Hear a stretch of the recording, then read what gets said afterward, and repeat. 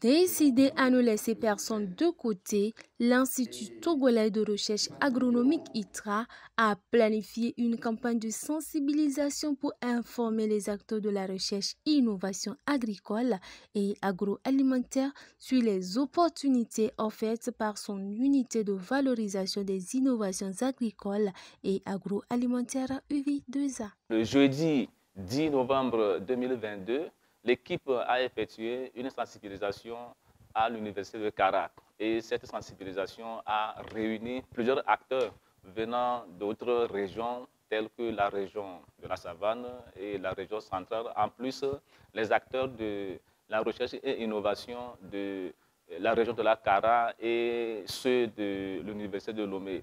Vous n'êtes pas sans savoir que le savoir est généré dans les universités et l'université de Kara possède plusieurs domaines dans les sciences agronomiques comme l'ISMA, l'Institut des métiers de l'agriculture.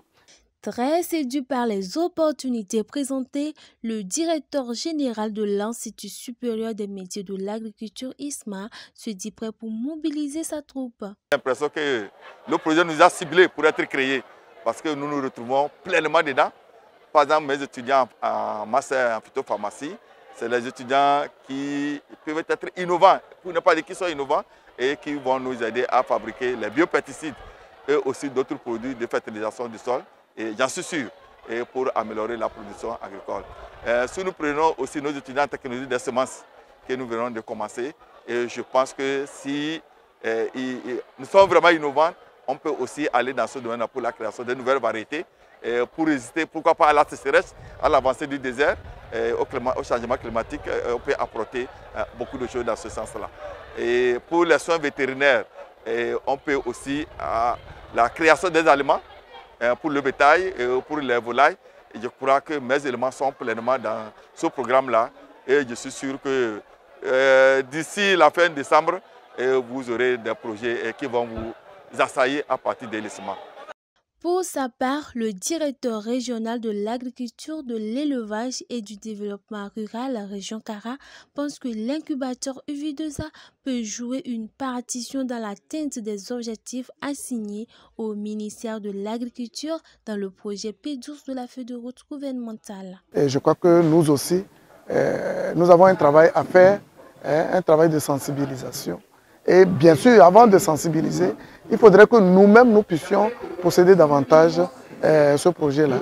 Et pour le faire, afin que tous ces jeunes-là, ou tous ces entrepreneurs puissent venir vers nous, puisque nous sommes la structure mère dans la région, pour qu'ils puissent venir vers nous et que nous puissions aussi les accompagner.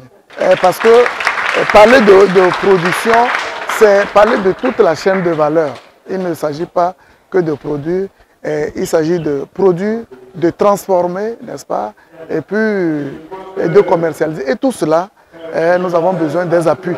Voilà, nous avons besoin des initiatives, nous avons besoin des innovations, nous avons besoin que des projets soient élaborés. Rendez-vous mardi le 15 novembre 2022 à l'Université de Lomé, plus précisément dans la salle de conférence du CERSA, et à l'Infa de Tové le vendredi 18 novembre 2022 pour le même exercice. L'incubateur UVI2A est soutenu par l'Agence universitaire de la francophonie AUF à travers son projet Variwa avec l'appui financier du programme de recherche et d'innovation de l'Organisation des États d'Afrique, des Caraïbes et du Pacifique de l'Union européenne.